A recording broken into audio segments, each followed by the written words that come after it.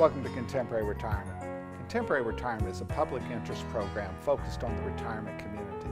Every program has segments on legal, financial, and health issues affecting the retirement community. Contemporary Retirement is sponsored in part by a major grant from the Family Heritage Trust Company. Contemporary Retirement is sponsored by Family Heritage Trust Company. The Family Heritage Trust Company is an independent bank chartered trust company established by local professionals to provide fiduciary services including fee-based investment advice, trust services, retirement planning, and tax planning. The Family Heritage Trust Company is committed to client service in our communities. For more information, call the Family Heritage Trust Company at 301-631-5900. Contemporary Retirement is sponsored in part by a grant from R. Thomas Murphy & Associates, P.C. R. Thomas Murphy & Associates is one of Franklin County's leading law firms, emphasizing estate, trust, elder law, and medical assistance planning. Welcome to the Is It Legal feature on Contemporary Retirement. Is It Legal focuses on the legal issues affecting the retirement community. With me today is Tom Murphy from the R. Thomas Murphy Law Firm with offices in Waynesboro, Chambersburg, and McCallsburg. Welcome to the show, Tom. Good morning. Tom, we spent the last several weeks alerting our viewership that there's been a dramatic change in the aid and attendance VA rules for eligibility. All of the old strategies that they have been engaged in are almost all dead in the water right now and create problems. But one of the things we wanted to comment upon today is what is the aid and attendance benefit? Well, it's a really important benefit that vets who have honorably served, been discharged, and served during periods of conflict are eligible for, as well as their surviving spouses. And so it's a monthly stream of income to help with personal care, and then also homebound assistance, helpers. And assisted living. And so one of the issues that we have here is that Medicaid, that big program that pays for nursing homes, for all practical purposes, does not pay for in-home care, does not pay for assisted living. Maryland has a program which is almost impossible to qualify for. And so in reality, of all of the potential benefits out there, this VA benefit is a primary potential funding assistance that actually does work. Right. For vets, it's a tremendous tool, and it's a much easier threshold than the Medicaid stuff, but it also has some big penalties for strategies that used to be pretty common. And so roughly about $1,800 a month for the veteran, about $1,200 a month for the spouse. And particularly in our area, assisted livings can be in the $5,000 range, sometimes $4,000. Well, that together with their Social Security income could get close to paying that assisted living bill. Right, and you could structure a financial plan that made sense and could pay for care for someone's lifetime. But again, since that rule changed, the strategies has changed. You got to be much more careful. One of the problems here is an anomaly which I frankly think makes no sense. There's some, we still have a few people that are World War II era veterans, and it doesn't mean that you had to be overseas. You could have been on U.S. soil, it doesn't matter. We have a great deal more Korean War era veterans, and once again, you do not have to have been in Korea. As long as you were in the service, you're deemed to have been at risk of being in a war zone, so therefore it's covered. We have Vietnam era, and ironically, there's a specific period of time that says if you were just in the service, then Vietnam era counts. But we also have, if people were actually on the soil, sort of when we were illegally in Vietnam, that counts if you're actually in there, even though it's not the official Vietnam era. And so, but there are gaps in there as well, but you do not have to have been in there the entire time. If you've been in there 1 week during the time that fits in that time frame, you may be eligible for that benefit. Right, and the VA has a website, or you can talk to the local VA rep to see if it's qualifying service. But I tell all my clients that it might not be you, it might be your son or daughter who has served, so they need to keep those papers in order, the discharge paperwork, et cetera, so they may qualify in the future. And we tell people every day, you got to keep those, particularly for the older veterans. There was a fire in a VA storage facility, and many people don't realize they have the only copy in existence of their discharge papers. Right, and so that paper is gold, and we want to make sure to preserve it. And we want the surviving spouse to preserve it because it has real power for them, too. That means a safe deposit box, not a safe. No, yeah, exactly. Whatever it takes to keep it safe. Tom, as always, thanks for taking time to appear on the show. You're welcome. More from Contemporary Retirement after these messages. Few things in life are as important as family. Leave your insurance worries to us. Write Gardner. Call or visit our website to learn how we can make insurance simple and more affordable. Every life that meets its end leaves a heart for love to mend. Sister, brother, family, friends are left to carry on. When the loss seems more than you can bear, it's nice to know that we'll be there at Double A Fiery Funeral Home. We care.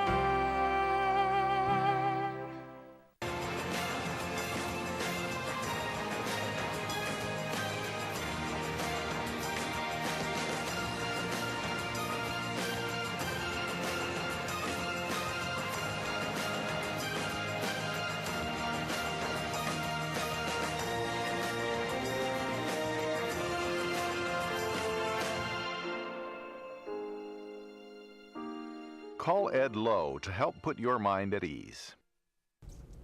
Welcome to special guest feature on Contemporary Retirement. This segment focuses on various issues which are of importance to the retirement community.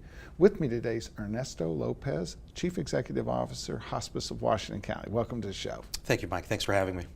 You know, when we talk about hospice, it's first of all sort of a misconception among the older generation that somehow avant-garde medication. That's right, and it's very different, misunderstood in many ways, and for a lot of people, when they hear the word hospice, they don't want to hear it, and they think there's a tremendous amount of negative associations with hospice, but the reality is that there are tremendous benefits that a lot of our elder folks in our community don't quite understand could really help them and help them during their disease process and their loved ones as well. You know, when I was first arrived in this community over 40 years ago, it was driven by volunteers and so forth, and it was not what you would characterize as mainstream. Today, hospice is totally mainstream, both in the insurance industry, Medicare, a recognition that this is just as much of a part of any other health delivery system as any other physician's office or hospital.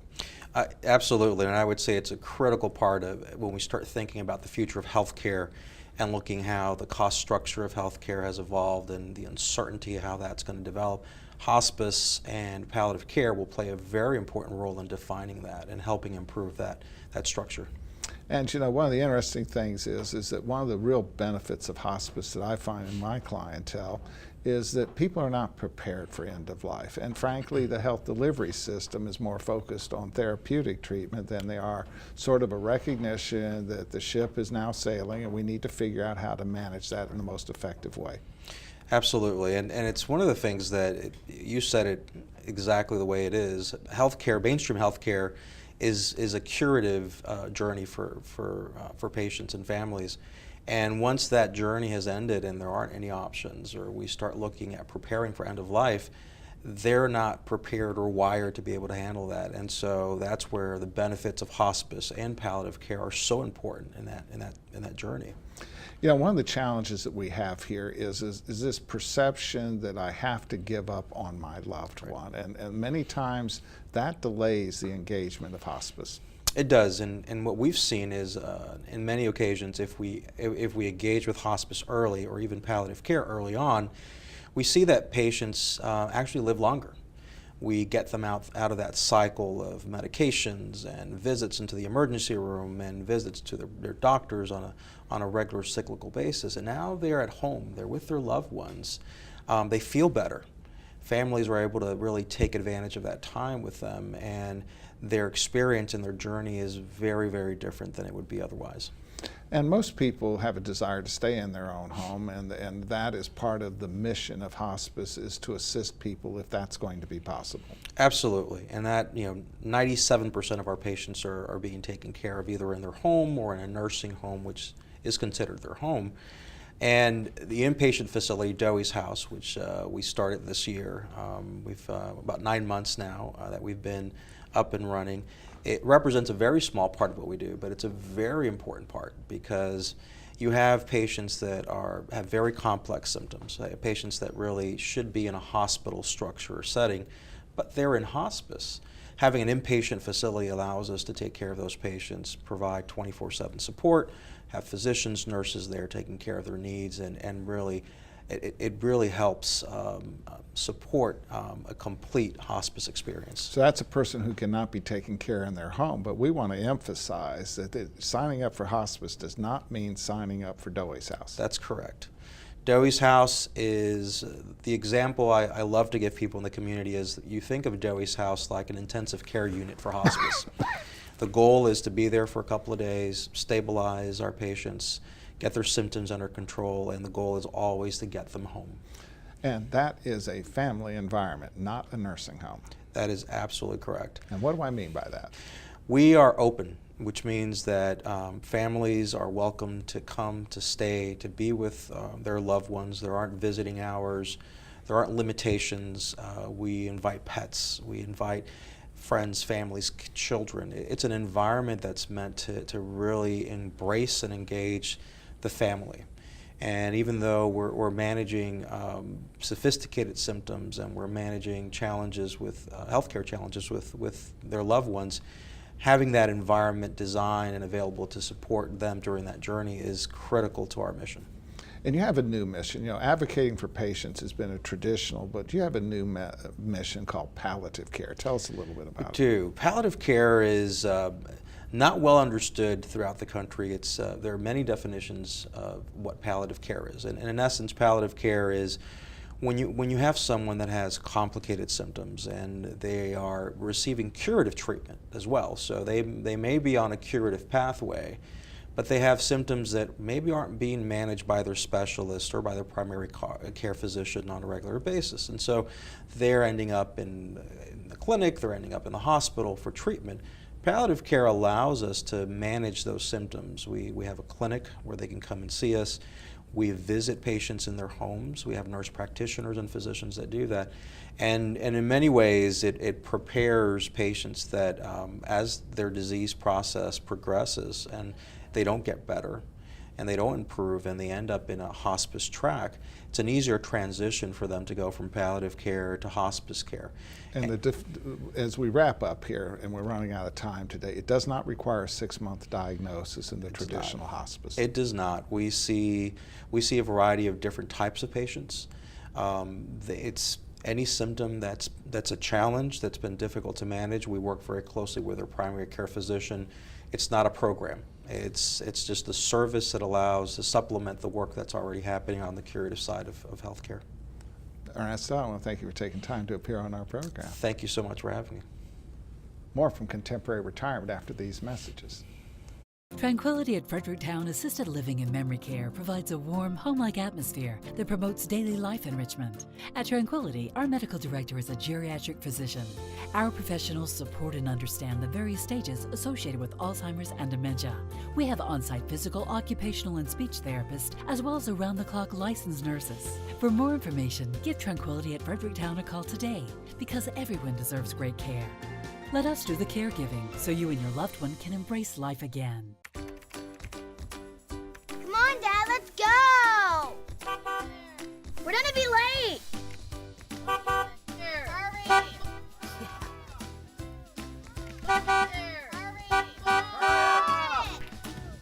Just one more bid on HurleyAuctions.com. If you haven't visited HurleyAuctions.com, you don't know what you're missing. Whether you're buying or selling, antique cars, tractors, boats, or real estate, you can do it all at HurleyAuctions.com. Get to know Dr. Carrie Hesley at Diagnostic Imaging Services. What I find most rewarding is caring for women through our Women's Imaging Center. We have a caring staff that will ease patients through an ultrasound, bone densitometry, breast biopsy, or mammogram. Our health team is sensitive to emotions involved in women's imaging and understands that every woman is at risk for breast cancer. Providing the community with a center that is so dedicated to breast health and the imaging needs of women is something special. DIS Women's Imaging Center, providing women with progressive care. Welcome to Contemporary Health Scene. Contemporary Health Scene focuses on the health issues affecting the retirement community. With me today is Carolyn Sayres, New Development Director, Star Community. Welcome to the show, Carolyn. Thank you for having me. As elder law attorneys, while we primarily represent older folks, we also have a subspecialty in representing special needs children.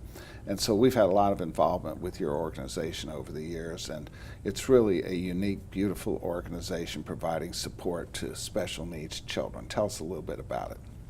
Well, we actually work with a wide range of folks, from adults with disabilities and special needs, as well as through our equestrian center.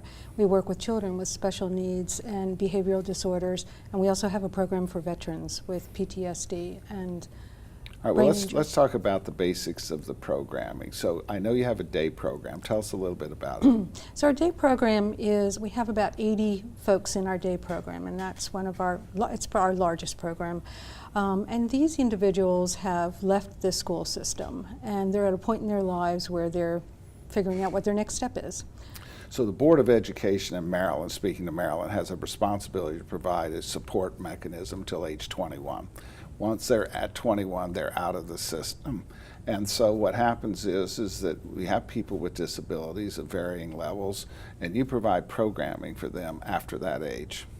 That's correct. So we have, the focus is really on skill development in our day program. So we work with them on social skills, pre-vocational skills, as well as living skills. All right, well, tell us a little bit, what does the physical facility look like? Well, the campus is fabulous. We're on 145 acres on the outskirts of Hagerstown, and we're surrounded by farms.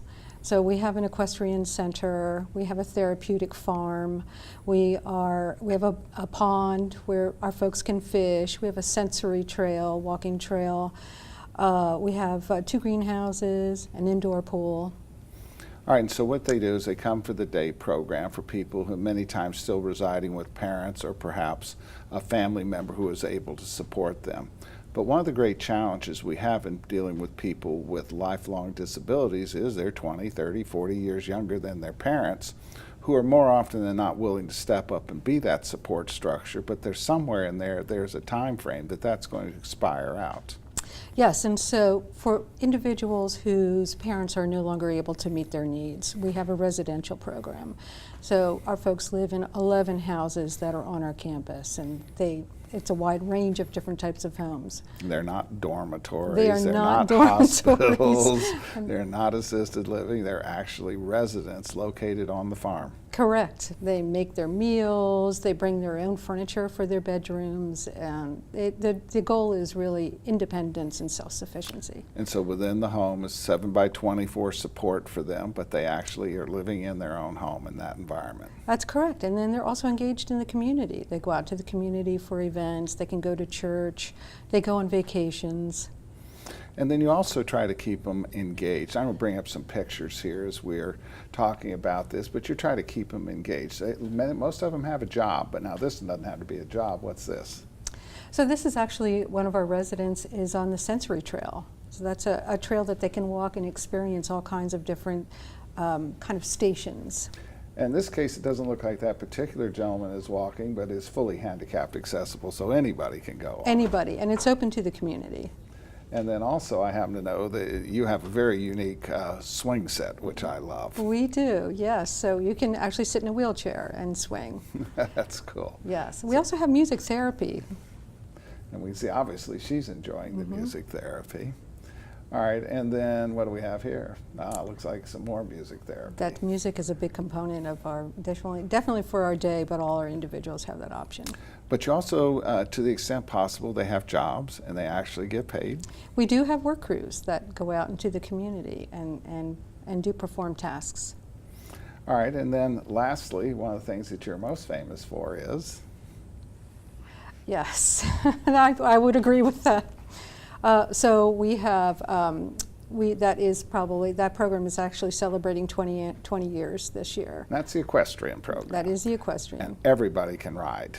We have abled riders as well as, again, individuals with, a variety of different. And even if you're wheelchair bound, there's a ramp that will take you up and still allow you to get on the horse. That's correct, yes. So in any event, it is a not-for-profit, and your role there is to kind of sustain this into the future. So if somebody was intrigued, could they come out and visit? We happily give tours. We have community events. We have an upcoming tree lighting. We have a farm festival. So the community is welcome to come to our campus anytime. And if they wanted to contribute, how can they get a hold of you? So they can call me at 301-791-0011. Carolyn, I want to thank you for taking time to appear on the program. Thank you very much. More from Contemporary Retirement after these messages. The Community Foundation continues to create great impact in Frederick County, thanks to generous donors. As our community evolves, so do we. While we don't have a real crystal ball that can predict the future, we are poised and ready to see things differently and help nonprofits, city and county agencies, civic groups, faith-based organizations, businesses, families, and individuals to solve problems within our community. Albright, Crumbacker, Mal & Itel are a full-service firm that provides elder care services including managing incoming bills, bill payment, depositing checks, balancing bank statements, and preparing, planning, and filing personal tax returns. Put your mind at ease and call us today. Welcome to the Making Sense feature on Contemporary Retirement. This segment focuses on various financial issues which are of importance to the retirement community. With me today is Pete Alexander, a partner in the regional accounting firm of Albright, Crumbacker, Mal & Itel. Welcome to the show, Pete. Great to be here, Mike. Pete, in the end of the year, we're right there. Chances are most people, any sort of tax planning has been exhausted, but people need to bear in mind with this change in the tax law, there's still more people than not may very well need a professional to assist them to figure out how they fit in this system. Yeah, the tax law has gotten more, it's gotten more beneficial for most people, but unfortunately it has not gotten simpler. The biggest change that most in the retirement community is going to see is they're going to see their standard deduction raise. The standard deduction is now going to be, for a couple over 65, is going to be $26,600. That means if they do not have over $26,600 itemized deductions, and that's where your charity comes in, that's where your medical expenses come in. If you're not going to have more than $26,600, you're not going to itemize. So you're going to take a much larger standard deduction. Factor that in with the first $20,000, $12,000 of their taxable income. Over that is only taxed at 10%. So you're having people able to earn almost $40,000 and pay less than $1,000 federal tax on that. Which people should be paying attention to that, because oftentimes as we work with families, we'll oftentimes see the older family member afraid to recognize income or unwilling to recognize income, in essence provide an inheritance to their children which might be taxable, who are in a much higher tax bracket. Yeah, I mean, remember, most things that your children inherit from you, they will be able to liquidate into cash with no tax effect. Stocks that aren't in an IRA, real estate, your personal residence, most of those things they can liquidate after you pass with no tax effects. But IRAs, annuities, government savings bonds, those things, they do not get what we call a step up in basis. So when they're taxable no matter who cashes them in. Right. So if you would cash in an IRA and you would have a $100,000 gain because that's how much is in your IRA, and you would have to pay tax on it, and you pass away and leave that to your heirs, they're going to have to pay tax on the same $100,000. The rub comes in is that you could quite possibly be in a 0 or 10% tax bracket. They could quite possibly be in a 25% tax bracket. So by you delaying taking that money out, you could be hoisting a higher tax burden on them than if you went ahead and took it out and paid the tax. Let's make it simple. You just made a gift to the government. Yeah. I mean, you have allowed, by delaying, you've allowed the government. Now, the calculations have to be ran. This isn't the case for everybody, but the calculations have to be run. Just like we've talked in years past, if you have a tremendous amount of medical expenses, and you've paid those medical expenses out of non-IRA funds, Well, you could quite well have medical expense deduction on your return of $60,000, but your only income may be Social Security because all of your other income is in an IRA. In that case, you're leaving maybe $50,000 on the table that you could pull out of your IRA completely income tax free. And we always talk about this, but people, yeah, but I don't want to spend it. And they just cannot make the connection that taking it out does not mean you have to spend it. Yeah, taking it out, as we've said before, you can invest in the same investment vehicles that were inside the IRA. Including the CD, if you like the CD. It doesn't change it. And some people think because they pulled money out of regular savings all year long, and that's how they paid their medical expense, that, well, I didn't use IRA money. It doesn't matter. Money's fungible. So if you pulled money out of your regular savings all year to pay your medical and then pull money out of the IRA, this offset that we're talking about is still completely available because all the government cares about is how much taxable income do you have, how much deductions do you have. They don't care about the matching of it for most scenarios. So it's what you did between January 1st and December 31st. It does not matter about the timing of when you did it. Right, other than that year. Because if you find you have excess medical expenses in 2018 and your accountant says you have a negative income on your return after subtracting your excess medical expenses, you have $40,000 of unused deductions. We don't get to carry that over to 2019. So everything has to be done in the year, but other than that, there's no direct correlation between pulling the money out and getting the deduction on the medical expenses. Except we've just so hardened people to this belief you never touch your IRA. And the answer is there are many instances in which that might be an appropriate response, but there's always exceptions. Yeah, there's certainly for most young people, you shouldn't touch your IRA, but once you hit retirement age, that was what that money was put aside for, was to use then. Pete, as always, thanks for taking time to appear on the show. Great to be here, Mike. Thank you from Contemporary Retirement. Remember a more carefree time? Leave your insurance worries to us, Wright Gardner. Call or visit our website to learn how we can make insurance simple and more affordable.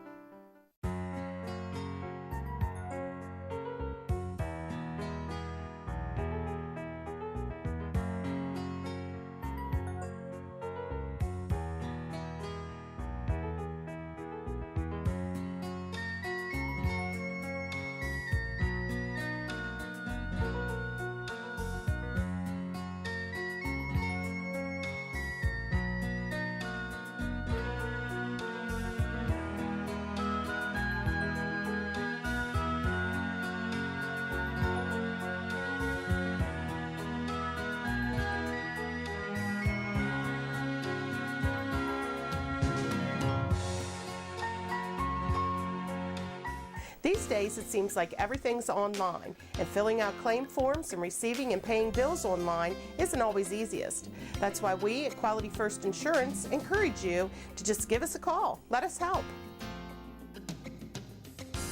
Hi there, I'm Paul Sweeney with Quality First Insurance, and it's still just this simple. Our offices are open every weekday where you'll be able to call and speak to real, live people. No detail was missed. I'm so glad that I turned to Quality First Insurance.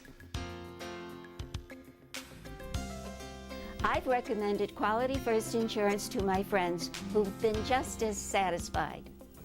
If you're not happy with what you're paying for Medigap, or more importantly, not happy with your service, give us a try. We're locally owned, and we take the time to provide you with the best. We are Quality First Insurance, and our mission is to provide quality products to quality people. Pick up the phone and give us a call today at 800-745-1411.